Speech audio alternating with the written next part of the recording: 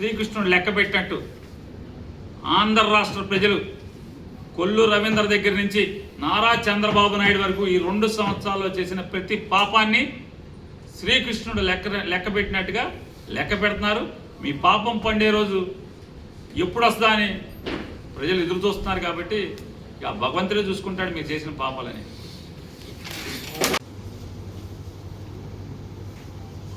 బెంతాహై అంట, బెంతాహై జగన్మోహన్ రెడ్డి గారు మావిగన్ అంటున్నాడు, బెంతాహై అంట.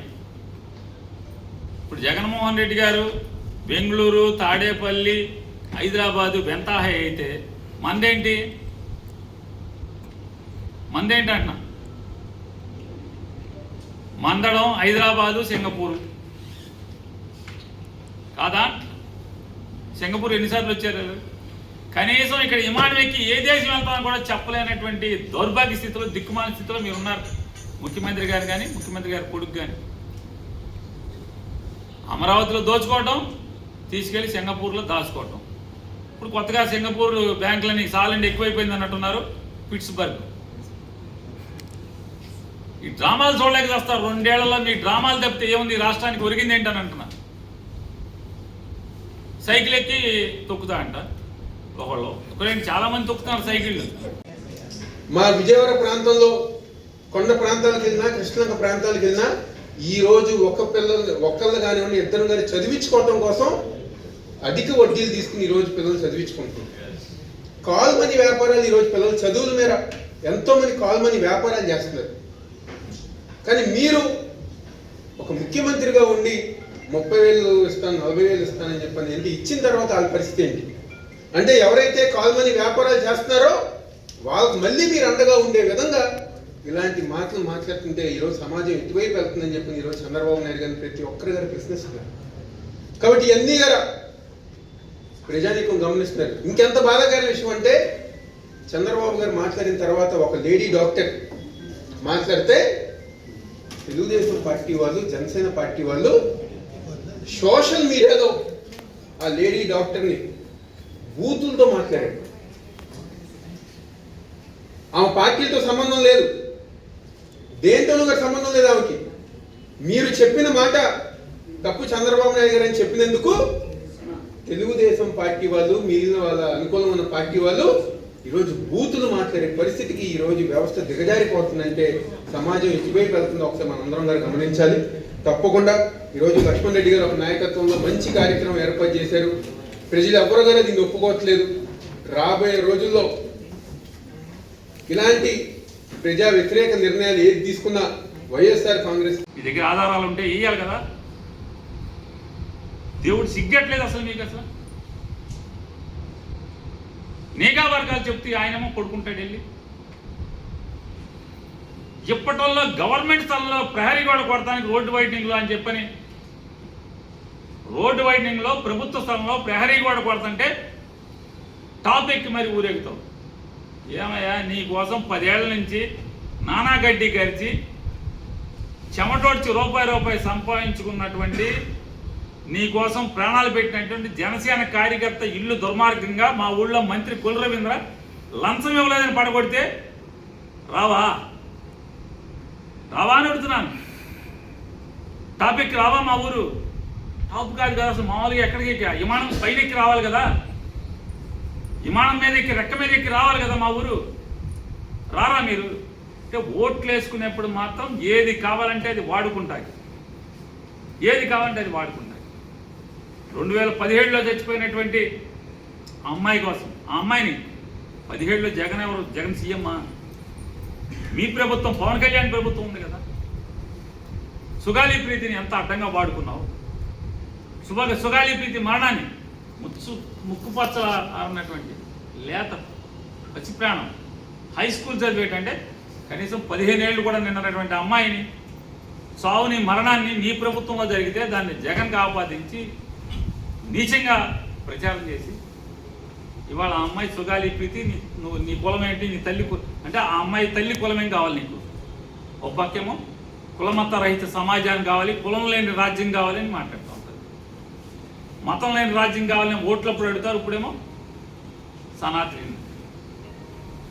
అంటే ఈ రాష్ట్ర ప్రభుత్వానికి 5 ఏళ్ళు 2 ఏళ్లలోనే నిండినటువంటి దౌర్భాగ్య స్థితి వాళ్ళు మనకు కనపడుతుంది.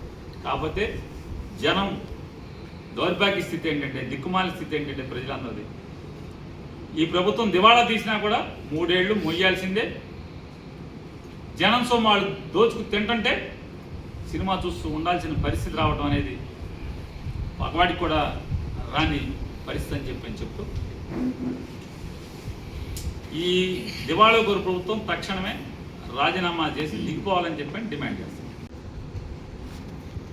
పేషెంట్లు మధ్యప్రదేశ్ నుంచి, బీహార్ నుంచి రారండి, ఆంధ్ర నుంచి వస్తారు. ఆరోగ్య శాఖ మంత్రి గారు ఎయిమ్స్కి వచ్చేది ఆంధ్రప్రదేశ్ రాష్ట్రం నుంచే, రిఫరల్ హాస్పిటల్ అది. పట్టించుకోరా? మరి 2 ఏళ్ళలో ఏంటి మీరు ఉద్ధరించింది ఈ రాష్ట్రాన్ని అడుగుతాం. మెడికల్ కాలేజీలు కట్టలేదు, పారేస్తారు. కొత్త డాక్టర్లు అక్కర్లేదు రాష్ట్రానికి. ఇవాళ పెట్రోల్ రేట్లు పెరిగితే విచ్చలవిడిగా అసలు మామూలు చీటీ పాటే, వెనకటి రోజుల్లో చీటీ పాటలు ఉండేవి, మార్గదర్శిలో ఉండేది, లేకపోతే శ్రీరామ్ చిట్స్లో ఉండేవి, ఇంకా చాలా చిట్లు ఉన్నాయి ఇప్పటికీ ఇవాళకి కూడా. అందులో కూర్చుని పాడుకుంటారు. నా పాట 14,000, నా పాట ఇట్లా. పెట్రోల్ డీజిల్ రేట్లు చీటీ పాట పాడినట్టుగా రోజు 2 రూపాయలు. ఇవాళ పొద్దున్నే పేపర్ చూడంగానే మీడియా గ్రూప్లో వస్తాయి, ఇవాళ 93 పైసలు, ఈరోజు 2 రూపాయలు బాటా రేట్లు, 2 రూపాయలు 80 పైసలు. అంటే ఒకసారి పెంచితే ఇలా పేక్కోసారి జమని అర్థం అవుతుంది. కాబట్టి స్లోగా కొడతారనమాట, స్లోగా. మామూలుగా సిగ్గు లేకుండా చంద్రబాబు నాయుడు గారి పార్టీ పేరు నానిగాడు అప్పుడు మాట్లాడాడు, మాకేం సంబంధం. కొడాల నానిగాడు అప్పుడు మాట్లాడాడు, మాకేం సంబంధం అన్నారు. కేంద్ర ప్రభుత్వం అన్నారు. ఇప్పుడు మరి ఎవరికి సంబంధం, మాకేం సంబంధం. అరే డబుల్ ఇంజిన్ సర్కారుని ఏడ్చారు కదా మీరు, పైన మేమే కింద మేము పొడి చేస్తామన్నారుగా. ఇప్పుడేమో మామూలు పరుసులు పొడి చేస్తున్నారు మొత్తం అంతా. సామాన్యులు జేబులు కన్వేస్తున్నారు కదా మీరు. మేము పైన మేము కాదు కదా, కిందే కదా మేము. ఇప్పుడు పైన కింద మీరే అనగా, అప్పుడు మీరే, ఇప్పుడు పైన కింద, ఇప్పుడు మీరే కదా. మరి మీకు బాధ్యత లేదా? మరి రామ్మోహన్ నాయుడు ఎవరు అంటాడు. బరి తెగించినటువంటి ఏదో సామెతగా ఉంది, తినమరిగిన కోడి ఇల్లెక్కి కూసిందంట. అంటే నన్నే బాగా తినటం మరిగిపోయి నన్ను ఎవడేం చేయలేడు, నా పేక్ కొయ్యలేడు, నన్ను మాంసంగా వండుకోలేడని చెప్పని ఆదివారం పూట కూడా ఇల్లెక్కి కూసిందన్న సామెత ఉంది. నారా లోకేష్ గారు, ఈ రాష్ట్ర ముఖ్యమంత్రి చంద్రబాబు నాయుడు గారు కొడుకు చెప్తాడు, అవును భాయ్ ఇస్తాం భాయ్, ఎకరం కాదు, 2 ఎకరాలు కాదు, గజం కాదు, మొత్తం అంతా రూపాయికి ఇస్తానన్నమాట. ఎవరాస్తిది అంటే అవినీతి చేయటానికి బరి తెగింది, భయం లేదు, బాధ్యత లేదు. ఆఖరికి ఈ సమాజానికి పిల్లల్ని, అంటే ఈ సమాజానికి పౌరుల్ని, ఉత్తమ పౌరుల్ని, ఉత్తమమైనటువంటి ఉద్యోగస్తుల్ని, ఇంజనీర్లని, డాక్టర్ని, సైంటిస్టుల్ని, న్యాయవాదుల్ని, ఇలా వారు వీరుని లేకుండా సమాజానికి మంచి పౌరుల్ని తయారు చేసి బయటికి పంపాల్సినటువంటి విద్యా వ్యవస్థలో కూడా స్కాములు చేసేటువంటి దౌర్భాగ్య స్థితి వాళ్ళ నారా చంద్రబాబు నాయుడు గారి ప్రభుత్వం. బీడీలో స్టేట్ ఫస్ట్ ఎవడొస్తాడా అంటే అందులో పనిచేసేటువంటి కాంట్రాక్ట్ ఎంప్లాయీకి స్టేట్ ఫస్ట్ వస్తుంది. ఎక్కడ నీ చోద్యం మనకి ప్రపంచంలో ఎక్కడా కనపడదు. లక్షల మంది పరీక్ష రాస్తారు, మెరిట్ లిస్ట్ పెట్టరు. ఎవరికి ఫస్ట్ ర్యాంక్ వచ్చింది, ఎవరికి సెకండ్ ర్యాంక్ వచ్చింది, ఎవరికి 100 ర్యాంక్ వచ్చింది, ఎవరికి 1,00,000 ర్యాంక్ వచ్చిందో, ఎవరికి 2 లక్షల ర్యాంక్ వచ్చిందో బోర్డు లెటర్ ఎవరికి రాయరు, ఎవరికి చెప్పరు. ఆఖరికి సాక్షాత్తు హైకోర్టు మీరు మెరిట్ లిస్ట్ ప్రకటించండి అంటే కూడా ప్రకటించకుండా కోర్టును కూడా కాలిగోటుతో సమంగా చూసినటువంటి ప్రభుత్వం. ఆఖరికి నిస్సహాయ స్థితిలో బెంచ్ మీద నుంచి ఆ జడ్జి గారు ఎన్ని మురికి తిట్లు తిట్టాలని తిట్టాడు ఐఏఎస్ ఆఫీసర్ని, ఆయనకున్నటువంటి విద్యాశాఖ మంత్రి. అయినా భయం లేదు, వెరుపు లేదు, బరితెగింపు. మెరిట్ లిస్ట్ లేకుండా మెరిట్ ఎగ్జామ్ కండక్ట్ చేయడం ఏంటో ఎవరికి ప్రపంచంలో అర్థం కాదు. మెసేజ్ వస్తుంట యు ఆర్ సెలెక్టెడ్. ఎవడాడు యు ఆర్ సెలెక్టెడ్? ఎవడాడు? ఎందుకు సెలెక్ట్ చేశారు? ఏ కేటగిరీ కింద సెలెక్ట్ చేశారు? ఓపెన్ కాంపిటీషన్లో సెలెక్ట్ చేశారా? బీసీ కేటగిరీ కింద సెలెక్ట్ చేశారా? ఎస్సీ కేటగిరీ కింద చేశారా, ఎస్టీ కింద చేశారా, లేదా వికలాంగుల కింద చేశారా, స్పోర్ట్స్ కోటాలో చేశారా? ఏమంతా మాయా మత్స్యంద్ర. ఎంత మానసిక వేద. అరే పక్షికి నోరు లేని పక్షే గూడు కట్టుకుంటే గూడు ఎవరన్నా ధ్వంసం చేస్తే ఎంత రోధిస్తుంది. అట్లాంటిది రోజు భార్య కొడుకు తను కలిసి రెక్కల ముక్కలు చేసుకుని గోల్డ్ కవరింగ్ పని చేసి అవి అమ్ముకుని రూపాయి కూడబెట్టుకుని అక్కడ ఇల్లు కట్టుకుంటే, అంటే మనిషికి ఒక్కసారన్నా సొంత ఇంట్లో బతికి చచ్చిపోవాలని కోరుకుంటుంది ప్రతివాడికి. ఒక్కరోజన్నా సొంత ఇంట్లో బతికి చచ్చిపోవాలి. మరి అంత రూపాయి చెమటోడ్చి పోగి సంపాదించినటువంటి ఇల్లు కట్టుకుంటే ధ్వంసం చేస్తే, దాన్ని నేలమట్టం చేస్తే, నా ఇగోకి నా హానికి అడ్డొచ్చిందని చెప్పని ధ్వంసం చేస్తే, తోలుబొమ్మ లాంటి మున్సిపల్ కమిషనర్ గురించి మాట్లాడటం వల్ల ఎవరికి సోషల్ మీడియాలో మా ఎంపీ గారికి మంచి పేరు ఆహోహోహో తప్పితే ఏముంటుంది? ఎవరికి ఉపయోగం? ఆ పేదోడికి ఏమైనా ఉపయోగమా? సామాన్యుడికి ఏమైనా ఉపయోగమా? ఇల్లు వస్తుందా? ఆ సెంట్రింగ్ సర్వనాశనం అయింది. ఆడు పేదోడే ఆ సెంట్రింగ్ సప్లై చేసాడు. ఆడికి చివరికి 75,000 లక్ష రూపాయలు ఇచ్చి సెటిల్ చేసుకున్నారు. ఆ సెంట్రింగ్ కూడా ఏమైపోవాలి? వీళ్ళు మానసికంగా ఎంత చచ్చిపోవాలి? ఈ రాజకీయ డ్రామాలు కట్టిపెట్టి మేము కొల్లు రవీంద్రని డిమాండ్ చేస్తున్నాం. ఏ ఇంటికి నీకు ప్లాన్ ఉంది? ఏ ఇంటికి ప్లాన్ ఉంది? బందరకోటలో దాదాపుగా 10 కోట్లు పెట్టి కొత్తగా మహల్ కట్టారు. ఆ స్థలానికి డాక్యుమెంట్ ఉందా? లింక్ డాక్యుమెంట్ ఉందా? ఆ బిల్డింగ్కి ప్లాన్ ఉందా? చెప్పండి సార్. లేదు కదా.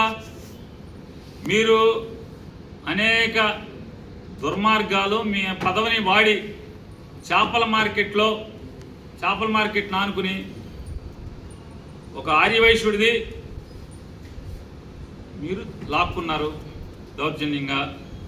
దౌర్జన్యం అంటే తుణోపణం ఇచ్చి వాళ్ళకి ఇష్టానికి వ్యతిరేకంగా. అలాగే తాండవకి ఇష్టం వాళ్ళది తీసుకున్నారు, వాళ్ళకి ఇష్టానికి వ్యతిరేకంగా చెరబట్టారు. సరే చెరబట్టారు, ఏదో చేశారు, రూపాయికి 10 రూపాయలు ఇచ్చారో 30 ఇచ్చారో. అక్కడ ఆకాశం మేఘాలను తాకుతూ కడుతున్నటువంటి బిల్డింగ్కి ప్లాన్ ఉందా అని అడుగుతున్నాను. మీది ఎవడు కొట్టాలి? మరి మీది ఎవరు కొట్టాలి?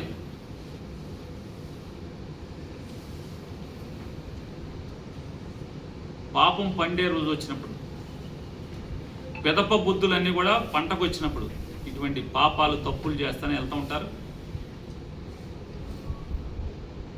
దృష్టిపష్టిస్తుంది అంతకాయకి ఈ డిఎస్సి జరిపినటువంటి ఈ మెగా డిఎస్సి మెగా స్కామ్ కంటే ఇంకా మనకేం కావాలి? ఈ రాష్ట్రంలో ఎంత మోసగారి ప్రభుత్వం అంటే, ఎన్నికల్లో జగన్ కన్నా మేము ఎక్కిస్తామని చెప్పారు.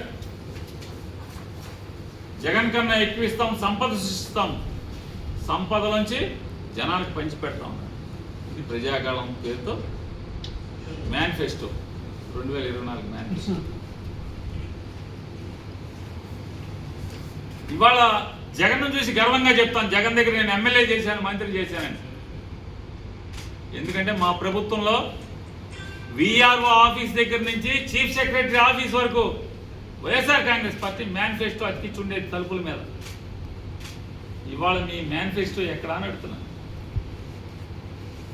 మీ మేనిఫెస్టో ఎక్కడన్నా కనపడేటువంటి ఏ ఆఫీసులన్నా కనపడతా? చీఫ్ సెక్రటరీ ఆఖరి ముఖ్యమంత్రి కార్యాలయం అయినా మీ మేనిఫెస్టో అతికించుందా? ఎందుకంటే దాని పట్ల మీకు బాధ్యత లేదు కాబట్టి మేనిఫెస్టో అక్కర్లా. మేనిఫెస్టోనేమి లెక్క చేసే పరిస్థితి ఉంది. మేనిఫెస్టోని లెక్క చేయకపోగా అన్నీ ఇచ్చేసామని చెప్తున్నారు. బరి తెగించి అన్నీ ఇచ్చేశారండి. సూపర్ 6 సూపర్ హిట్ ఏమి ఇచ్చారు? ఇచ్చిన బస్సును ఆపేస్తాం. ఆడవాళ్ళకి ఇచ్చినటువంటి బస్సు వల్ల మొదటి పేజీ అడ్వర్టైజ్మెంట్, ఓట్లేసే రోజు, జనం ఓట్లేసే రోజు మొదటి పేజీ అడ్వర్టైజ్మెంట్.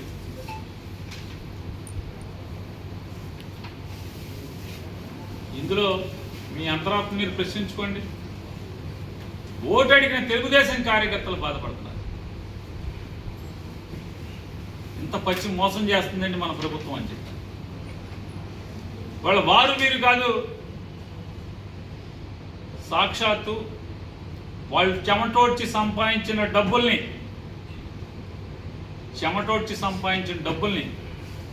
పార్టీ ఫండ్కి ఇచ్చి, లేదా వాళ్ళు స్వచ్ఛందంగా ఎలక్షన్లు అప్పుడు ఖర్చు పెట్టుకున్నాం, లేదా విదేశాల్లోంచి వాళ్ళు ఆఫ్రికాలో ఉన్నా, డల్లాస్లో ఉన్నా, లేదా కెనడాలో ఉన్నా, ఏ దేశంలో ఉన్నా వాళ్ళు సంపాదించిన డబ్బులందరూ తలకాసి చేసుకుని వచ్చి ఇక్కడికి హైదరాబాద్ నుంచి, మెడ్రాస్ నుంచి, గుంటూరు నుంచి, బెంగళూరు నుంచి, ఢిల్లీ నుంచి, బొంబాయి నుంచి ఎక్కడ పడితే అక్కడ ఈ రాష్ట్రంలో ఓటున్న వాళ్ళు, కుర్రోళ్ళు ఎక్కడుంటే, లేదా ఆడపిల్లలు, యువకులు ఎక్కడుంటే అక్కడి నుంచి అన్న ఫ్రీగా బస్సులో పెట్టి తీసుకొచ్చి తెలుగుదేశం పార్టీకి ఓటేయించినటువంటి ఔత్సాహికులు ఎవరైతే వాళ్ళందరూ ఉన్నారో, కష్టపడిన వాళ్ళందరూ ఇవాళ నరక యాత్ర అనిపిస్తున్నారు మానసికంగా. నిలదీస్తే ఎవరిని నిలదీయాలి? పక్కన కూర్చున్న జిల్లా కలెక్టర్ కదా. కీలు బొమ్మ, తోలు బొమ్మ లాంటి మున్సిపల్ కమిషనర్ బాబిరాజుని అడగటం వల్ల ఎవడి కళ్ళనీళ్ళు తుడుస్తారు? 8వ తారీఖు మా ఎంపీ గారు వచ్చారు. వాళ్ళని పరామర్శిస్తాకి. ఎందుకని? జనసేన కార్యకర్తలు, జనసేన వాళ్ళు ఎవరైతే ఉన్నారో, కూటమికి మోసారో పల్లకిని, వాళ్ళందరూ రివర్స్ అవుతున్నారని తెలిసి 2వ తారీఖు జరిగితే 3వ నేలమట్టం చేస్తే 8వ తారీఖు వారు వచ్చారు. డబ్బులు మొత్తం నేను భరిస్తానని చెప్పారు. 8వ తారీఖు మున్సిపల్ కమిషనర్ని వారి క్యాంపు కార్యాలయాన్ని పిలుచుకున్నారు. మున్సిపల్ కమిషనర్ గారిని క్యాంపు కార్యాలయాన్ని పిలుచుకుంటే మున్సిపల్ కమిషనర్ గారు ఏం చెప్పారు? సార్, మంత్రి గారికి అంతా తెలుసు, నేను ప్లాన్ ఇవ్వలేను, ఇస్తావా నువ్వు ఇవ్వా అంటే మంత్రి గారితో మాట్లాడి మళ్ళీ వస్తాను సార్ అని లేచి వెళ్ళిపోయాడు కమిషనర్. మరి ఏం చేయాలి? మంత్రి గారితో మాట్లాడాలి కదా. మంత్రి అవసరమైతే మంత్రి గారి ఇంటికి వెళ్ళాలి కదా. మంత్రి గారు ఎక్కడుంటే అక్కడికి వెళ్ళి, అరే ఓటర్ సంఘం దేవుడెరుగు, నీ కార్యకర్త కదా. 8వ తారీఖు సరాసరి మంత్రి ఇంటికి వెళ్ళి కూర్చుని, మంత్రి వచ్చేదాకా కూర్చుని, అవసరమైతే మా మంత్రి బందర్లో తక్కువ ఉంటాడు కాబట్టి, బందర్ ఎమ్మెల్యే గారు బందర్లో తక్కువ ఉంటాడు కాబట్టి, బెజవాడలో ఎక్కువ ఉంటాడు కాబట్టి, బెజవాడ ఇచ్చిన సరాసరి బందర్ నుంచి బెజవాడ వచ్చి మంత్రి గారి ఇంట్లో కూర్చుని, మంత్రి గారి ఇంటికి వచ్చే వరకు అడిగి గట్టిగా మాట్లాడి చెయ్యాలి కదా. చేయలేదు కదా. ఇవాళ బాబిరాజు ఊరికే ఆ దిశ మీటింగ్లో ఎప్పటికి ఏప్రిల్ 2వ తారీఖు జరిగింది, 8వ తారీఖు మా ఎంపీ గారు వచ్చారు. ఇవాళ మే ఆఖరు అంటే 2 మాసాల తర్వాత ఏంటి అతనికి అడిగితే ఉందా? జిల్లా కలెక్టర్ తెలవకుండా జరిగిందా? జిల్లా కలెక్టర్ స్పెషల్ ఆఫీసరు, జిల్లా కలెక్టర్కి చెప్పకుండా చేశాడా కమిషనరు? ఎస్పీ గారికి తెలవకుండా జరిగిందా? బాలసారి గారే చెప్తున్నారు మా ఎంపీ గారు, ఏమని 200 మంది పోలీసులు అక్కడ ఏమన్నా మర్డర్ జరుగుతుందా, లేకపోతే అది జరుగుతుందా, ఇది జరుగుతుందా, ఏమైనా బాంబులు పెట్టారా, నక్సలైట్లు ఉన్నారా, 200 మంది వెళ్ళారని. మా లెక్క అయితే 320 మంది పోలీసులు వచ్చారు అక్కడికి, హోంగార్డులతో కలిపి. సిఐలు, ఎస్ఐలు, డిఎస్పీలు అందరూ కలిసి 325 మంది దాకా వచ్చారు ఆ ఇల్లు పడగొడతాకి. మరి ఎస్పీ గారుని అడిగారా? ఎస్పీ ఆఫీస్కి వెళ్ళి మా ఎంపీ గారు గట్టిగా నిలదీశారా అని అడుగుతున్నారు. పక్కన కూర్చున్న కలెక్టర్ గారిని నిలదీశారా? ఏమయ్యా స్పెషల్ ఆఫీసర్ నీ ఇష్టమేనా, నీకు ఏ ప్లాన్ ఉందని కొట్టామని అడిగారా? కాంపెన్సేషన్ ఇస్తానంటారంట. నాది వాళ్ళు చెప్తున్నారు కాంపెన్సేషన్ ఇస్తాను నేను, మీకు కట్టుకుందరు కానీ అని చెప్పి. ఎవరు డైరెక్షన్ ఉంది, ఎవరు చెప్తే ఇదంతా చేసినా ప్రశ్నించారు. దానికి కౌంటర్గా కూడా ఆయన ప్రెస్ మీట్ పెట్టారు. ఎలా చూస్తారు మీరు కూడా ఆ అంశంపైన గతంలో స్పందించారు? బందర్ ఎంపీ గారు మచిలీపట్నం మున్సిపల్ కమిషనర్ బాపిరాజు గారిని బాగా చెర్రాడాడు, చెడుగుడాడనే. దిశ సమావేశంలో అధికారులందరి సమక్షంలో జిల్లా కలెక్టర్ నివేదిక పెట్టుకున్నారు. సార్, జనసేన నికార్స్ అయినటువంటి కార్యకర్త, వాళ్ళ స్వగ్రామం గోపువానిపాలెం, వాళ్ళు వచ్చి బందర్లో అద్దెంట్లో ఉంటూ గోల్డ్ కవరింగ్ పని చేసుకుంటూ రూపాయి కూడబట్టి 4 సంవత్సరాల క్రితం స్థలం కొనుక్కున్నారు. 4 సంవత్సరాల క్రితం స్థలం కొని మొన్న ఈ మధ్య కాలంలో ఇల్లు కడతం బిగించేశారు. ఇల్లు కడతం బిగించేస్తే మున్సిపల్ ఆఫీస్ వాళ్ళకి కట్టాల్సినటువంటి డబ్బులన్నీ కూడా, ప్లాన్లకి కట్టాల్సిన డబ్బులన్నీ కూడా కట్టేశారు. కానీ కొల్లు రవీంద్ర గారికి బ్రోకర్గా ఉన్నటువంటి ఒక మనిషికి లంచం అడిగారు, గజానికి ఇంత డబ్బులు ఇవ్వండి, 5,000 10,000 ఇమ్మని అడిగారు. వాళ్ళు మేము జెండా మోసాం, ఈ గవర్నమెంట్ రావటానికి ఎమ్మెల్యే గెలవటానికి మా ఆర్గనైజర్లు పగలు రాత్రి తేడా లేకుండా మేము పనిచేసాం కాబట్టి మేము డబ్బులు ఇవ్వము అని చెప్పారు. వాళ్ళు ఇల్లు మొదలెట్టుకున్నారు. ఇల్లు మొదలెట్టుకుంటే దాన్ని కూలదోశారు. ఎప్పుడు? ఏప్రిల్ 1వ తారీఖున కూలదోశారు. ఏప్రిల్ 1వ తారీఖు కూలదోసే ముందు రోజు 31వ తారీఖు జనసేన కార్యకర్తలు ఒక తెలుగుదేశం పార్టీ సర్పంచ్ గారు, గోపాలెం సర్పంచ్ గారు R&B గెస్ట్ హౌస్లో మంత్రి గారి దగ్గరికి వెళ్ళి వేడుకున్నారు, కాళ్ళ మీద పడ్డారు. నాకు ప్రెస్టేజ్ ఇష్యూ అది, తర్వాత మాట్లాడుకుందాం, ఇప్పుడు ఎవరు కుదరదు, మీరు వెళ్ళిపోండి అని చెప్పారు. నాకు ప్రెస్టేజ్ అని చెప్పారు. 1వ తారీఖు సాయంత్రం జేసీబీ తీసుకెళ్ళి కొద్దిగా కొట్టారు. జేసీబీకి ఆ ఇల్లు లొంగలేదు. 2వ తారీఖున ఏప్రిల్ 2వ తారీఖున 200 ప్రొక్లైన్ ఒకటి తీసుకెళ్ళి జేసీబీతో కూడా కలిపి దాన్ని తునాతునకలు చేయడమే కాకుండా నేలమట్టం చేశారు, పప్పు చేశారు. దాన్ని 1వ తారీఖుని కొట్టినప్పుడే మా ఎంపీ గారు మరి వెంటనే దిగిపోవాలి కదా. 2 పగవాడికి కూడా రాకూడదని కష్టం వచ్చింది అన్నప్పుడు 1వ తారీఖు కొద్దిగా కొట్టినప్పుడు, చిన్నగా స్టార్ట్ చేసినప్పుడు 1వ తారీఖే వారు ఆగమేఘాల మీద వచ్చేయాలి కదా. వచ్చి 2వ తారీఖు పొద్దున్నే జిల్లా కలెక్టర్ని, ఎందుకంటున్నా అంటే జిల్లా కలెక్టర్ మున్సిపల్ పాలకవర్గం, ఎన్నిక కాబట్టినటువంటి పాలకవర్గం మార్చి 17 19 టర్మ్ అయిపోయింది, దిగి ఇంటికి వెళ్ళిపోయారు. జిల్లా కలెక్టర్ గారు బాలాజీ గారు మార్చి 18 నుంచో 17వ తారీఖు నుంచో సబ్జెక్టు కరెక్షన్ డేటు. ఆయన సైకిల్ ఎక్కి తొక్కుతున్నారు సరేలే, వాళ్ళు తొక్కుతున్నారు సరే. చంద్రబాబు నాయుడు గారు, లోకేష్ నాయుడు గారు, పవన్ కళ్యాణ్ గారు విమానాలు ఎక్కడం ఆపారా అని అడుగుతున్నాను. మోడీ గారు ఏం చెప్పాడు? విదేశాలకు వెళ్ళబాకండి రా బాబు అని చెప్పాడు. మొత్తం ఎవడాగాడు అంటున్నాను. ఎవరాగారు మీరు విదేశాలకు వెళ్ళటం? మొన్న వెళ్ళి వచ్చాడు, రేపో మాపై వెళ్తున్నాడు, మళ్ళీ తర్వాత నాన్నగారు అబ్బాయి గారు ఇద్దరు వెళ్తారంట. సొమ్మె ఎవరిది అంట. సింగపూర్ ట్రైనింగ్ అంట, ఎన్ని కోట్ల రూపాయలు పారబోసారు. ఓ మంత్రి గారు చెప్తారు, అసలు మాకు షాపింగ్ చేయడానికి టైం ఇవ్వలేదండి. సొమ్ము జనాందా, సోకు మీరు షాపింగ్ చేసుకుంటారా? నేను అడుగుతున్నా ఒక్క మాట, వెళ్ళి వచ్చిన మంత్రి ఎవడన్నా ఒక్కడన్నా ఇన్ని కోట్లు మా సొమ్ము అవజేసేది కదా. ఆర్థకర్పూరం అయిపోయింది కదా జనం సొమ్ము. వెళ్ళొచ్చి సింగపూర్లో ఏం నేర్చుకున్నారో ఒక్కసారి ఏమన్నా ప్రెస్ మీట్ పెట్టి చెప్పగలిగారా అంటున్నా. చెప్పాలి కదా మీరు. నేను ఇంత ఉద్ధరించబడ్డాను, నాకు అంత క్రితం బుర్రలేదు. సింగపూర్ వెళ్ళి వచ్చాక ఇంత బాగా నేను నైపుణ్యాన్ని సంపాదించానని చెప్పాలి కదా. ఒక మంత్రి గారు, ఆయనకి ఎన్నో కోట్లు అవుతాయి. ఆయన ఏంటి అంటే స్వీడన్ ఎక్కడికి వెళ్తా అంట. ఏంటంటే అక్కడ ఎలా మైన్లో ఉన్నటువంటి రాళ్ళని, మైనింగ్ ఇండస్ట్రీని ఎలా డెవలప్ చేయాలి. అసలు ప్రభుత్వానికి మైనింగ్ ఇండస్ట్రీకి సంబంధం ఏంటి? మైన్ లీజుకి ఇవ్వటమే కదా, ప్రభుత్వం చేసేది. మరి మీరు వెళ్ళి ఏం పావుకొస్తారు? వెళ్ళి జనం సొమ్ము ఆర్థకర్పూరం చేయటం తప్పితే ఏంటని అడుగుతుంది. ఏంటది? ఎవడు మందలించడా? చంద్రబాబు నాయుడు గారు మీరు ఎవరిని ఎందుకు అదుపు చేయలేకపోతున్నారు? ఎమ్మెల్యేలను అదుపు చేయట్లేదు. ఒకటే వస్తే ఒక 2-3 ఛానల్స్లో చంద్రబాబు నాయుడు సీరియస్, అమ్మాయి చేపట్టుకున్నాడు సీరియస్, ఆ అమ్మాయిని రమ్మన్నోడిని సీరియస్, ఆడి పట్ల సీరియస్, బాగా తినేసినోడిని సీరియస్, ఎమ్మెల్యే బాగా మట్టి ఎత్తేస్తున్నాడు ఆడి మీద సీరియస్, ఆడి మాత్రం మట్టి ఆపడు, ఇటు చేయబట్టుకోవడం ఆపడు, చేయలాగడం ఆపడు, సీరియస్. ఏంటి సీరియస్? ఎవడికి సీరియస్? ఫారెన్ వెళ్ళటం ఆపరు, దోపిడీ ఆపరు, పేకాట ఆపరు, లంచాలు ఆపరు, ఏం ఆపరు? ఏంటి పరిస్థితి? సాక్షాత్తు మీ పేపర్లోనే రాస్తున్నాయి కదా, హాస్పిటల్ బాగాలేదంట.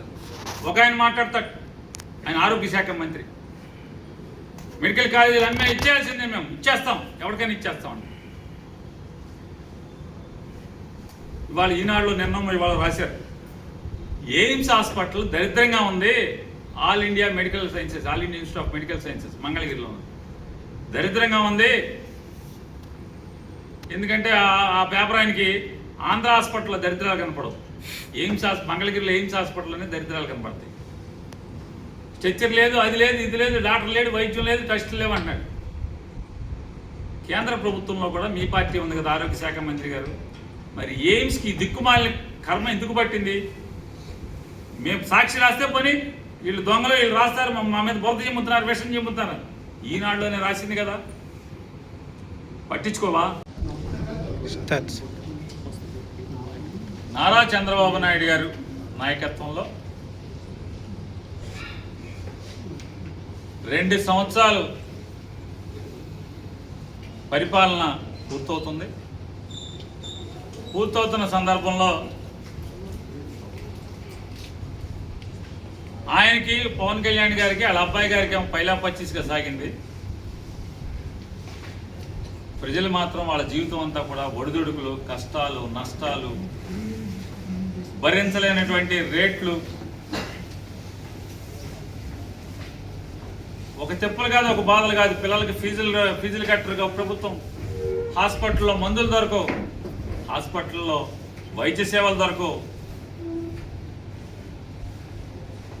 పెద్ద వైద్యానికి, మెరుగైన వైద్యానికి కార్పొరేట్ హాస్పిటల్కి వెళ్తే వైద్యం అందదు, ఆరోగ్యశ్రీ లేదంటారు. ఎమ్మెల్యే దగ్గరికి వెళ్తేనే వైద్యం అంటారు. పేషెంట్ చావు బతుకుల్లో మధ్యలో ఉండి వాళ్ళ భార్య, వాళ్ళ కొడుకు, పిల్లలు, కుటుంబం ఎమ్మెల్యే దగ్గరికి వెళ్ళి పడిగాపులు పడి లెటర్ తెచ్చుకోవాలి. ఉచిత వైద్యం కావాలంటే కొన్ని అలాంటి హాస్పిటల్లోనా ఎమ్మెల్యే దగ్గర పడిగాపులు పడి పేషెంట్ని చావు బతుకుల్లో ఉంచి హాస్పిటల్లో వెళ్ళి ఎమ్మెల్యే గారి దగ్గర లెటర్ తెస్తే ఏంటా అంటే అక్కడితో ఆగే పరిస్థితి లేదు. ఆ లెటర్తో పాటుగా ఇంత కట్టాలి, అంత కట్టండి, గవర్నమెంట్ నుంచి మాకు 1,00,000 వస్తుంది, మీరు ఒక 50,000 కట్టండి, గవర్నమెంట్ నుంచి మాకు 2 లక్షలు వస్తాయి, మీరు 70,000 కట్టండి. ఇటువంటి బేరసారాలతో గతి లేక ఇవాళ మనుషుల్ని బతికించుకోవడం కోసం సామాన్యులు ఆంధ్రప్రదేశ్ రాష్ట్రంలో బాధలు పడే పరిస్థితి. ఎవరో అక్కర్లేదు, మనం ఈ ప్రభుత్వం బాగుందా బాగోలేదా అనేది ఎవరినో అడగక్కర్లా. 2 సంవత్సరాలు 4వ తారీఖుతో పూర్తయి 5వ తారీఖు నుంచి 3వ ఏడులోకి అడుగు పెడతాంటూ నారా చంద్రబాబు నాయుడు గారు ఈ రోజు దాకా 2 ఏళ్ల పండగ కూడా చేసుకోలేనటువంటి పరిస్థితి, ఆలోచన కూడా లేనటువంటి పరిస్థితి. ఎందుకని?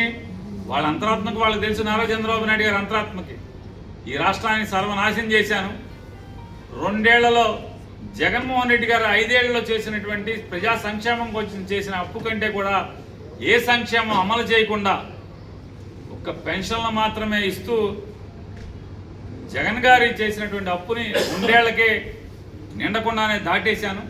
ఆ డబ్బు ఏం చేశానంటే కనపడిన పరిస్థితి. ఒక అమరావతి పేరుతో సెల్ఫ్ సస్టైన్డ్ క్యాపిటల్ అని చెప్పి ఒక అమరావతి పేరుతోనే 1,00,000 కోట్ల రూపాయలు అప్పులను తీసుకొచ్చిన పరిస్థితి. ఎక్కడ దాకా ఎందుకు? మెగా డిఎస్సి అనే పేరుతో ఎంత డగా డిఎస్సిగా దాన్ని చేశారు.